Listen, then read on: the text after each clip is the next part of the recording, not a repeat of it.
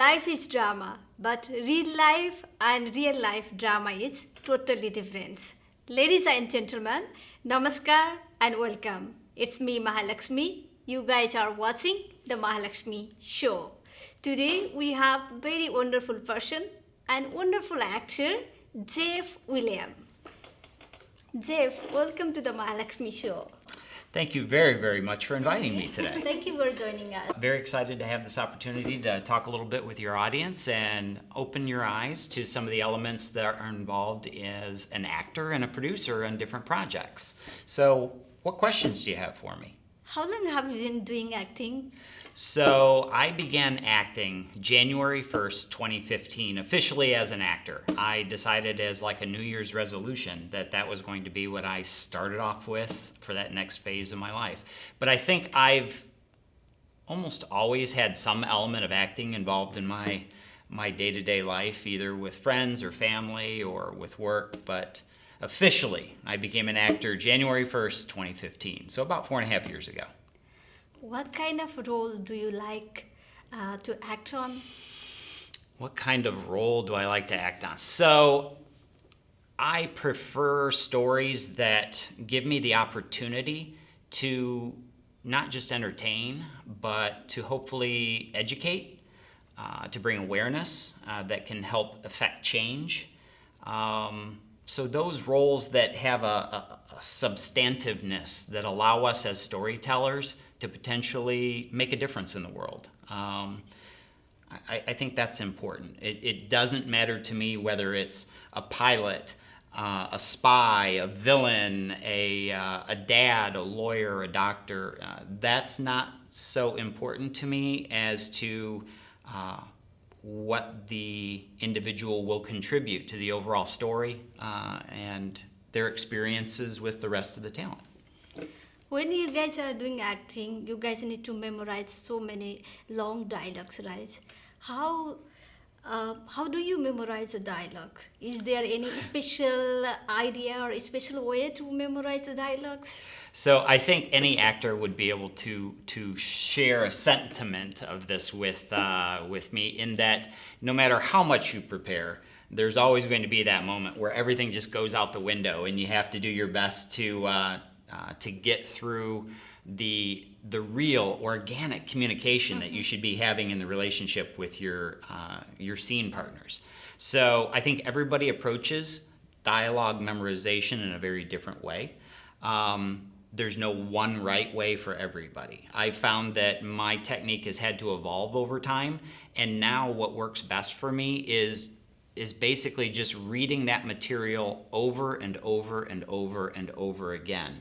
And even the first through read-throughs, I'm making no notes. I'm not doing any type of characterization or anything. I'm just trying to take in what's happening in the story and the relationship and begin a familiarization with it. And I go through multiple repetitions of reading it and reading it and reading it. And that also helps with memorization of the other talent's lines as well, so that if somebody, either they or I, have a little bit of a hiccup along the way, we can still get back to where we need to be in our path or our journey for that particular scene's dialogue.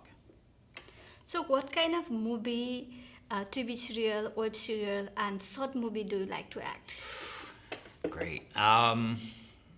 I think I am most drawn to those stories which allow the character's arc or their journey to be best demonstrated. So I'm finding that I love being a part of feature films or episodic series, probably more so than short films, because you have more opportunity to tell the story, and share the story of who this character is and what's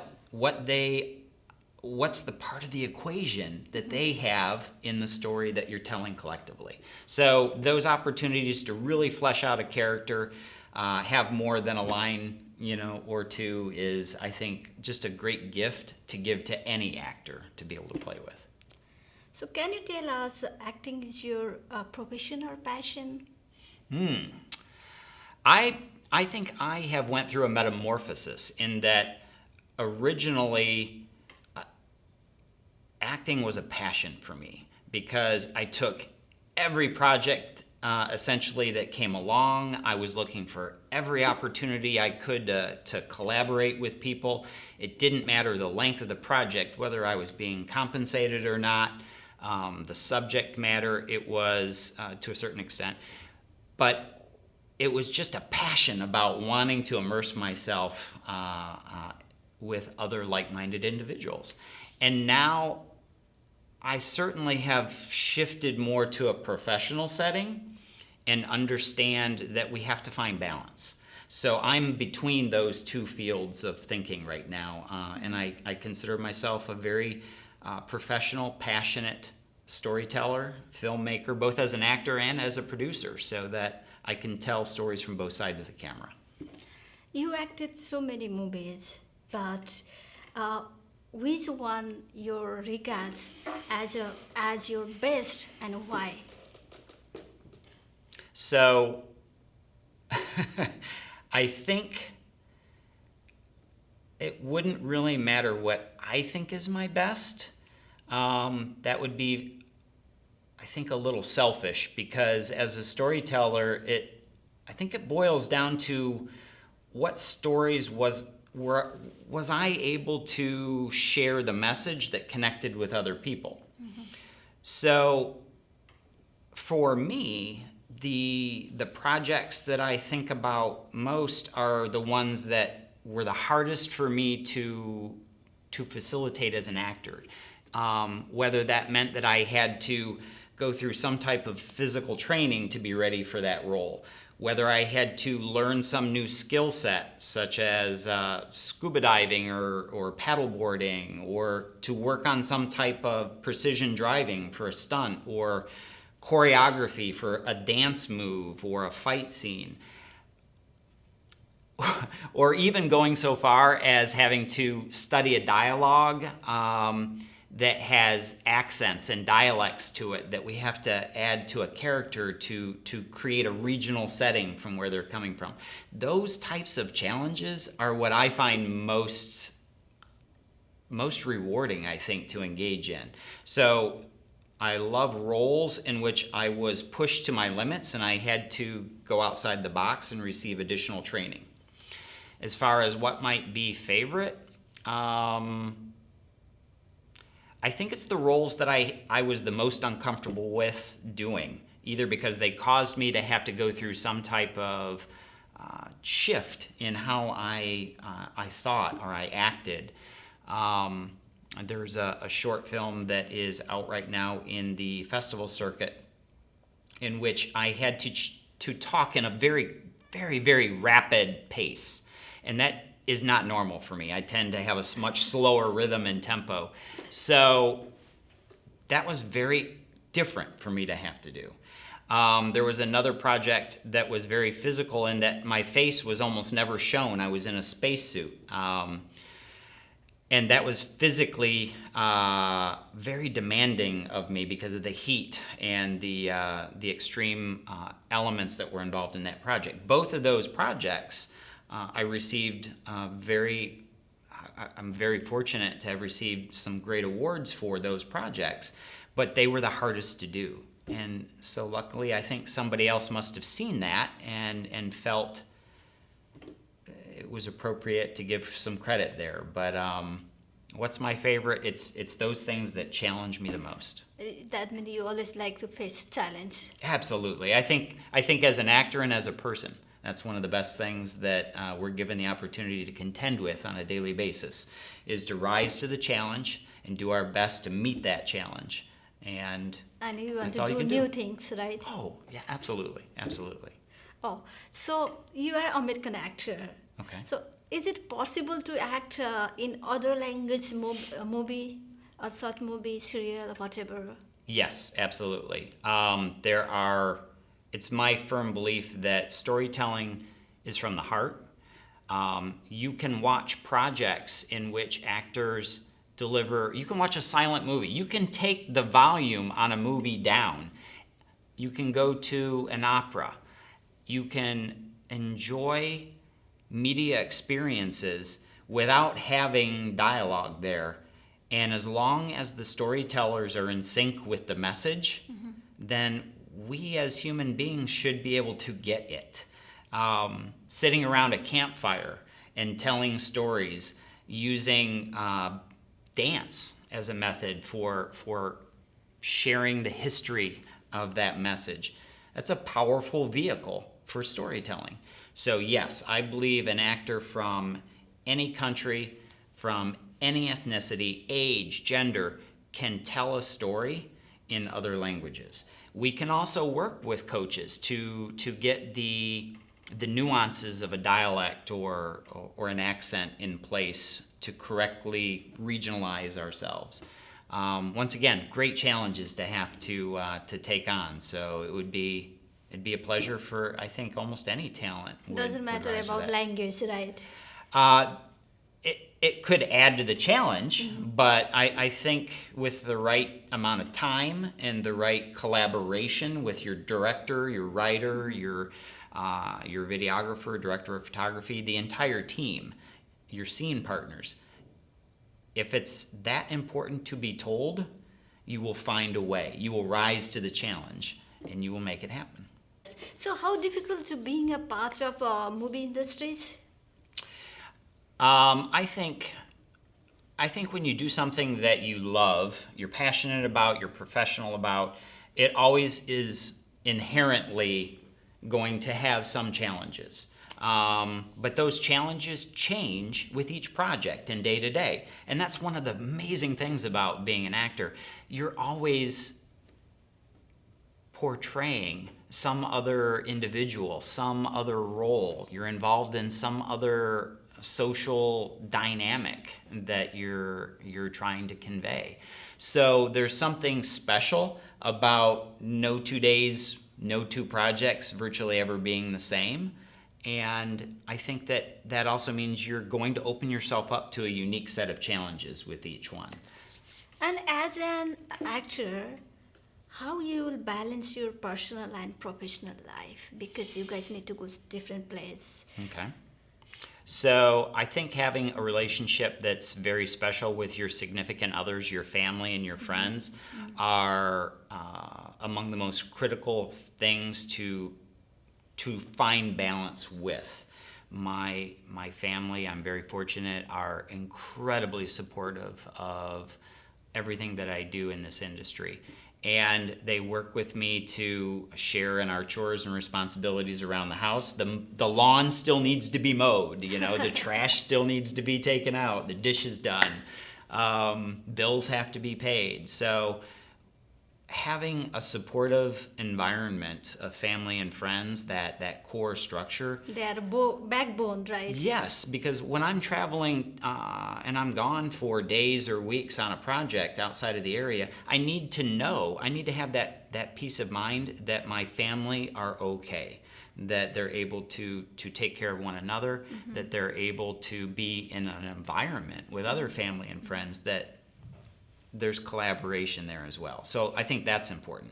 I think an actor has to find the right balance for them in terms of their health, their physical health. So finding some time for exercise, finding the right diet that you will engage in both when you're at home and when you're on a production. Finding quiet time so that you can just recharge. And I don't just mean that few hours of sleep in between coming and going from set. There's that emotional and mental recharge that we need to do, especially with some roles that have a darker element to them. So finding that time for prayer or meditation is important, and going to set with the idea that it's going to be a great day, that you're going to work with some amazing cast and crew, that you're going to collaborate together in the telling of some story. You're going to have fun.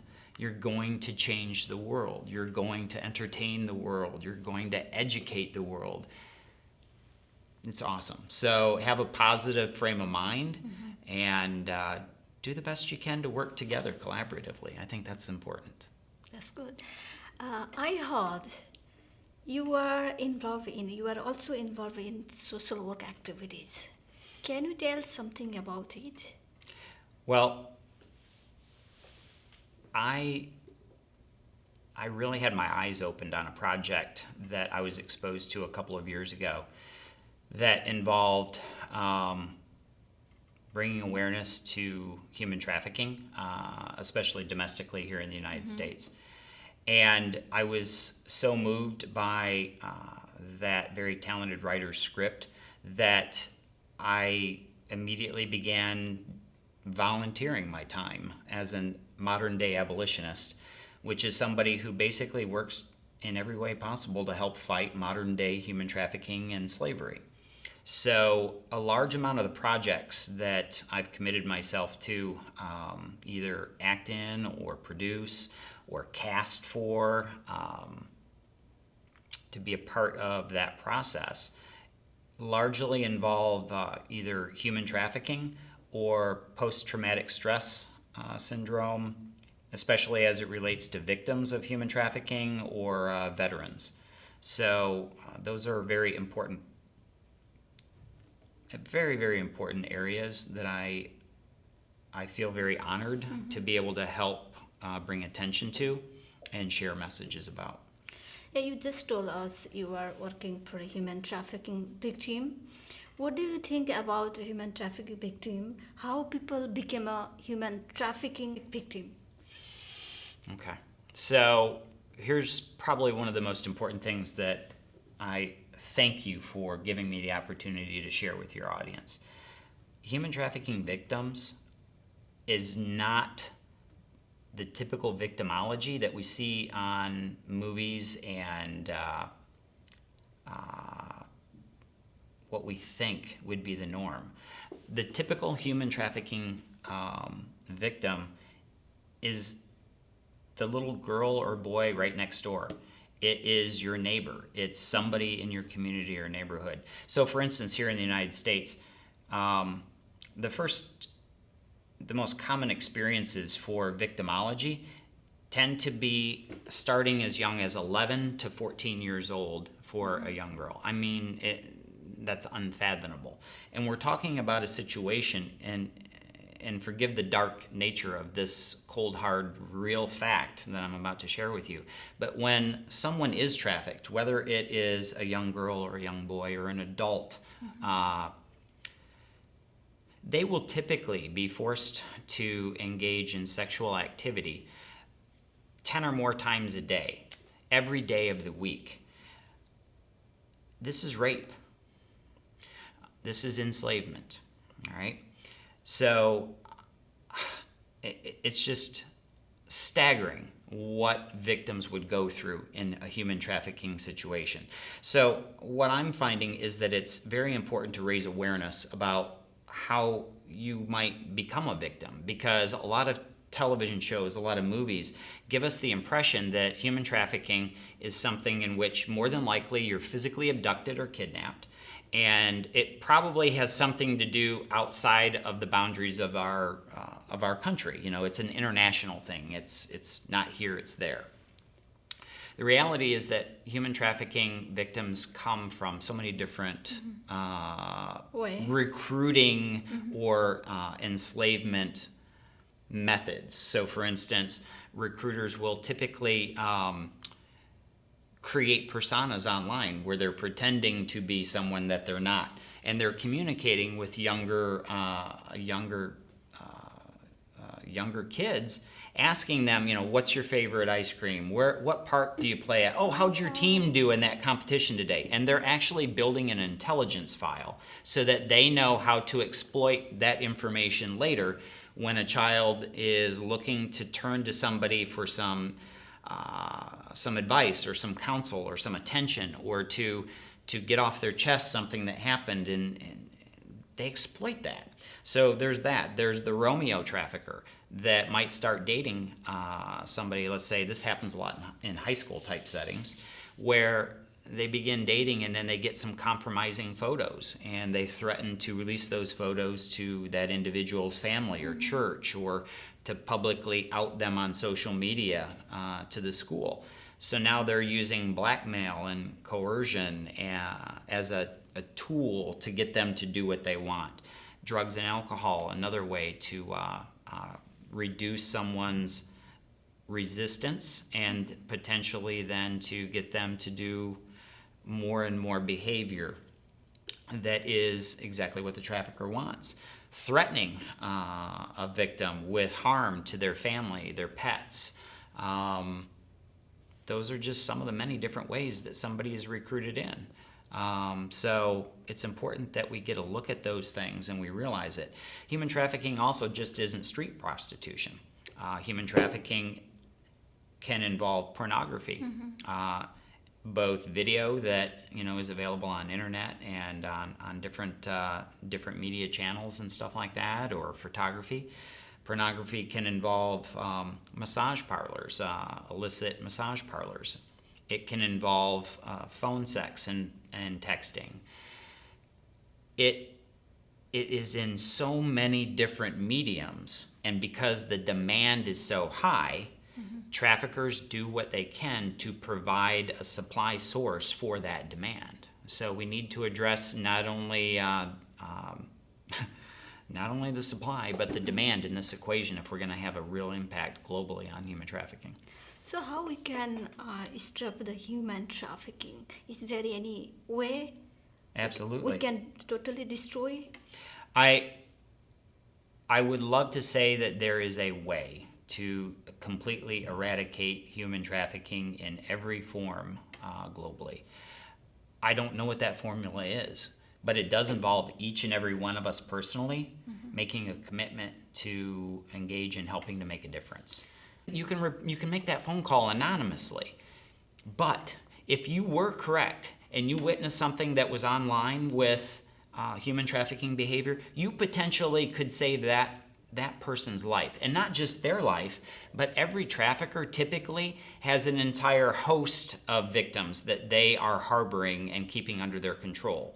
So when a trafficker is arrested, it's not necessarily, and it's not very often, that it's just one victim that is freed.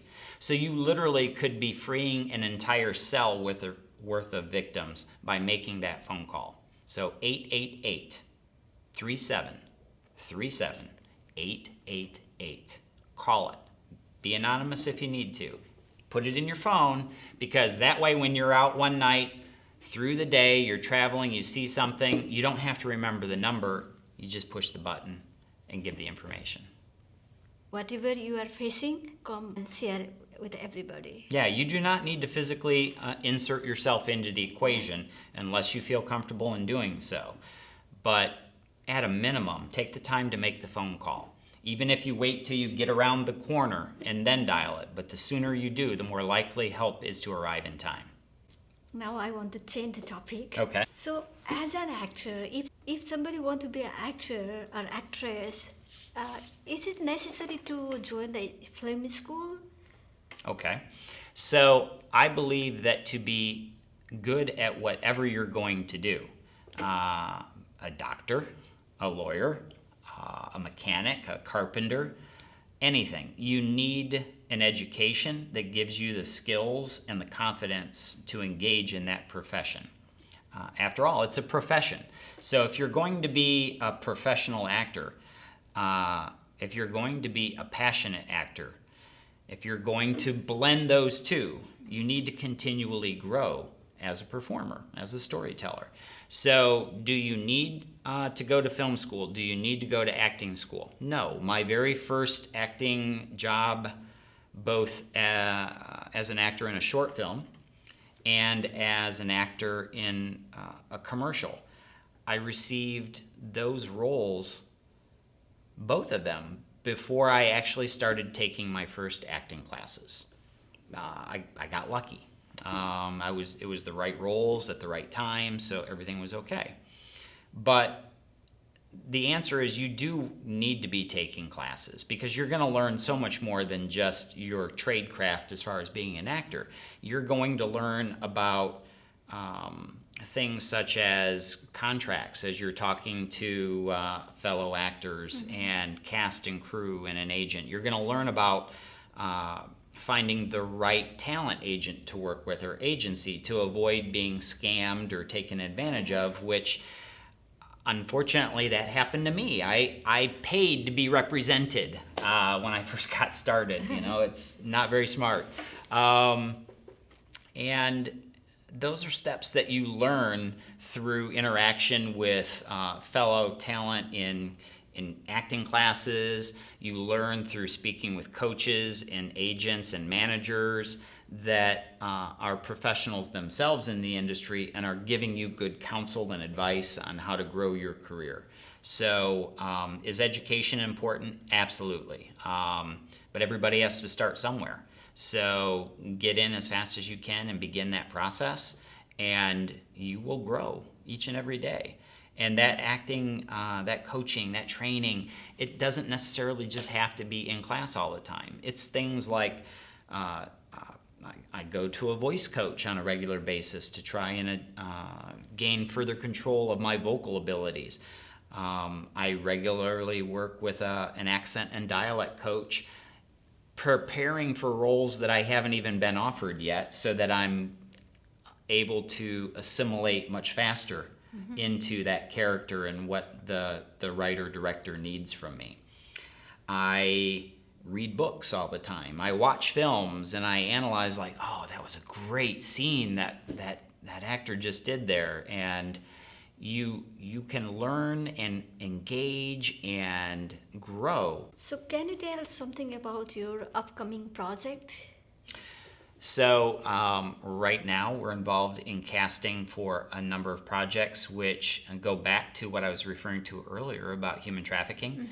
We are working on a proof of concept short film called Dormancy. We're going to be launching a Kickstarter crowdfunding campaign for that middle of August. I think it's Tuesday. Well, I'll give you the date August so you 11. can post it. It might be a little bit later than that. Maybe it's the 18th or something like that. But we're going to be launching a Kickstarter campaign for that. We're in the process of casting. We have a feature film on human trafficking that I'm producing and working on right now. And we just started this whole series of videos for the state of Florida to bring that training curriculum into different industries to help raise awareness on what to do and what to look for. So most of my projects right now are involving some element of human trafficking or veteran post-traumatic stress like I'm talking about, but it's always great to find the opportunity to plug in some other things that acting that and bring some social light. work simultaneously, right? You are doing. I think everybody good. can find balance there, That's really wonderful. being able to contribute to your community, to your church, to nonprofits, I think is a very, very important element of being human. And whether that means you're contributing economically, whether it means you're contributing items, whether it means you're donating money, it's important, for each of us to help lift our fellow man. So, do you have any sad, interesting, or funny moment during the shooting time? So it's always amazing when you're given the opportunity to be a part of a project that has national or international attention focused on it. So I was engaged in all kinds of training and lots of projects, and it was taking me away from my family more than I really, really wanted during that point. And I got together with my kids, and I was like, if I could make it into a project, whether I have lines or not, just be a part of a project, what would it be? And they were like, oh, Dad, Stranger Things. I mean, that's the thing, got to be that. So I put it out there into the universe that I really wanted to be a part of that project in some way, shape, or form. And just through an amazing connection of dots and things like that, I found myself up in Atlanta working as an extra on a project up there for Stranger Things. And getting to meet cast and crew and being part of such a cultural phenomena as that project, getting a couple of good screenshots that made the final cut and made the air, it was incredible to be a part of something that big and yet play such a small role, but you feel enveloped in the entire overall experience. And then to come home and be able to share that with my kids, and then they shared it with their friends. It was just funny to have that moment of fulfilling one of their dreams for me in some capacity, and at the same time they got to live through me and that experience, and who I got to meet and what I got to see and experience and be a part of. So that was cool. That was very, very cool. So, do you have that moment when you watched your movie with your family or kids? Yes. That time, how did you feel? There are that I didn't even watch me. I was watching my family, and to see their joy and their awe that I was, in this project was more rewarding than any paycheck that I received for that project or opportunity that came my way because I was a part of something like that. It was their joy, their respect that was really the greatest compensation I could have received for that project. Of some of those passions, whether you're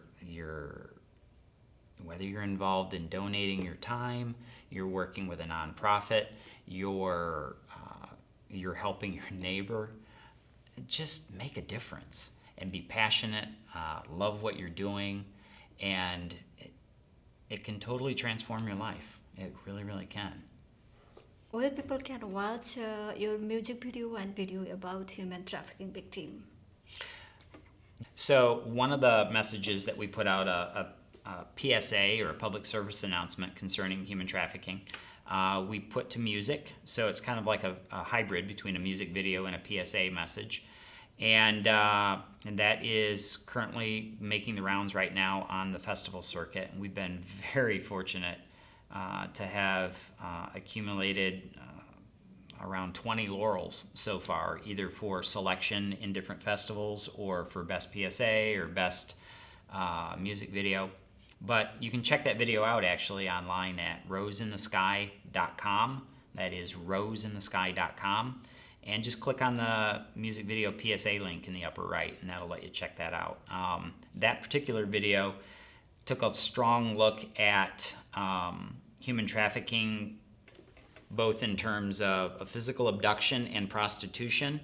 And even though, as I mentioned as we're talking, that's not always the case, since that is the common reference point that so many people have, we use that as the vehicle to begin the first in a series of PSAs that we're coming out with. So, check it out. Hopefully, you'll get a chance to see that, share it, and once again, the 888-3737-888 number is there in that video as well.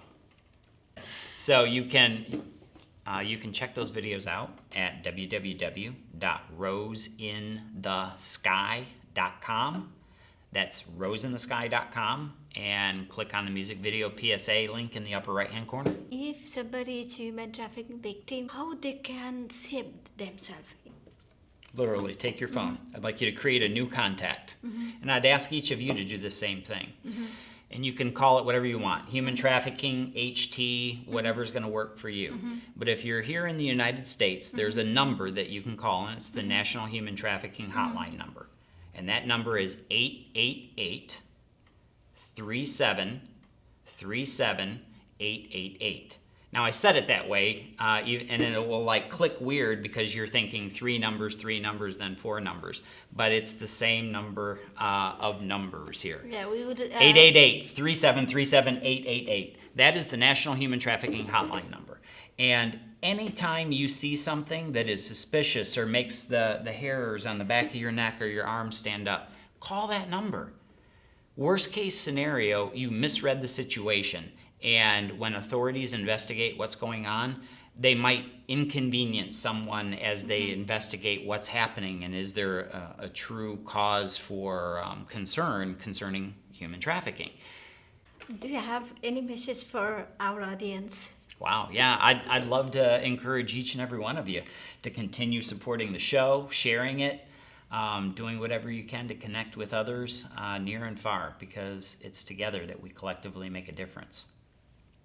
And if somebody is human trafficking victim, please contact him also. He is ready to help him because he is a social worker also. We'll connect you with the professionals that can do the best they can to provide whatever victim services you need, confidentially, discreetly, safely. There are people out there who are willing to help you. All you have to do is reach out, self-identify, let somebody know you need help, and help will be there. And don't lose your confidence. If you have confidence, you can do anything yourself. Thank you very much for watching the Mahalaxmi show. Please don't forget to like, comment, share, subscribe, and don't forget to hit the bell icon. Bye-bye. Stay healthy and happy. 4, 5.